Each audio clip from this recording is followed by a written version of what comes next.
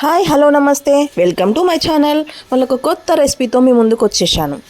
Summer వచ్చేసింది కదండి. ఇప్పుడు రెగ్యులర్గా మనం ఎండు చేపలు నార్మల్గా రెయినీ సీజన్లో కానివ్వండి, వింటర్ సీజన్లో కానివ్వండి, అవి సరిగా ఎండవు బాగుండదు అని చెప్పేసి మనం సమ్మర్లోనే ఈ ఎండు చేపలను ఎక్కువ యూజ్ చేస్తాం కదా. అందుకని చెప్పేసి నేను ఎండు చేపలు టమాటా కర్రీ ఎంతో ఎమ్మి అయిన రెసిపీ రెడీ చేశాను. చాలా అంటే చాలా బాగా వచ్చింది టేస్ట్. మీలో ఎంతమంది చేపలు ఇష్టపడతారు, అందులో ఎండు చేపలను ఎంతమంది ఇష్టపడతారో లైక్ చేయండి ప్లీజ్, కామెంట్ చేయండి. చేపలు తినే వాళ్ళకు, చేపలంటే ఇష్టం ఉన్న వాళ్ళు ఖచ్చితంగా నాకు ఈ రెసిపీ నచ్చుతుందని అనుకుంటున్నాను.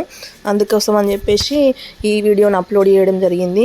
ఒక్కసారి చూడండి, నచ్చినట్టయితే లైక్ చేయండి, షేర్ చేయండి, కామెంట్ చేయండి. లైక్ చేయడం మాత్రం మర్చిపోవద్దు. మీరు లైక్ చేస్తేనే నాకు ఆ వీడియో రికమెండ్ అవుతుంది. అందుకని చెప్పేసి ప్లీజ్ సపోర్ట్ మీ. ఆ చేపల యొక్క వేస్టేజ్ తీసేసుకొని అవన్నీ రెడీ పెట్టుకుంటే చాలా అంటే చాలా ఈజీ ప్రాసెస్.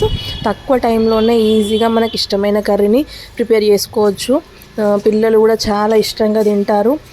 ఇది ఇట్లా వేయడం వల్ల అసలు స్మెల్ కూడా ఏం రాదు, మంచిగా ఉంటుంది. ముందుగా మనం చేపల్ని వేయించుకోవడం ద్వారా అందులో ఇంకేమైనా చిన్న చిన్న ముళ్ళు వేస్టేజ్ కానీ ఉన్నా కానీ మనం వేయించుకున్న దాంట్లో వెళ్ళిపోతాయి. తర్వాత వాటిని ఇలా చేసుకుంటే చాలా అంటే చాలా బాగుంటుంది టేస్ట్. మేము అన్ని రకాల చేపలు, అసలు మాకు పక్కనే ఉంటారు ముదిరాజు వాళ్ళు, అక్కడ మొత్తం చెరువులో లైవ్ చేపలు పట్టుకొని వస్తారని చెప్పాను కదండి. అందుకోసం అని చెప్పేసి మాకు అన్ని రకాల చేపలు అందుబాటులో ఉంటాయి. అవి ఎండిన చేపలు, పచ్చి చేపలు అన్ని రకాలే. అందుకే మా పిల్లలకు కూడా చేపలు అంటే చాలా ఇష్టం. Okay friends, thank you, bye.